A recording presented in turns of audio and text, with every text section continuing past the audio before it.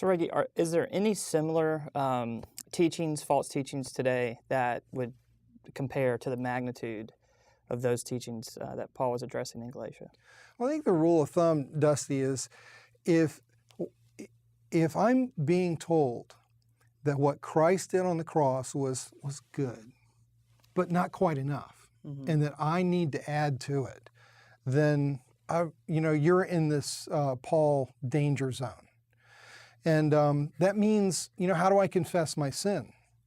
Because I continue to sin. But how do I express my sorrow over my sin? Do I simply acknowledge it? Well, Paul, I think, would say, okay, but do I go punish myself?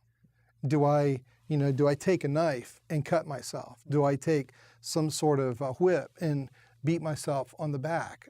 That, and unfortunately, I've known people that they kind of feel like, they mess up so bad. How could God love them anymore? And what can they do to get themselves back into God's favor? And that kind of thinking shows a fundamental misunderstanding of the situation that exists, because now we are sons and daughters. We are accepted in the beloved, and we are loved not because we shed our blood, but because he shed his blood for us. Well, and another thing is these people want to go back under the law, and what they're going to wind up doing is adding to God's commandments.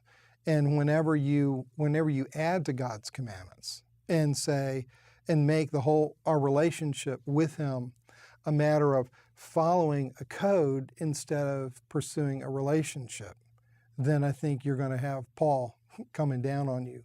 When it becomes not a matter of his work in us through the Holy Spirit, because we're now clean and he dwells in us, then I think you're going to have Paul getting all upset with you.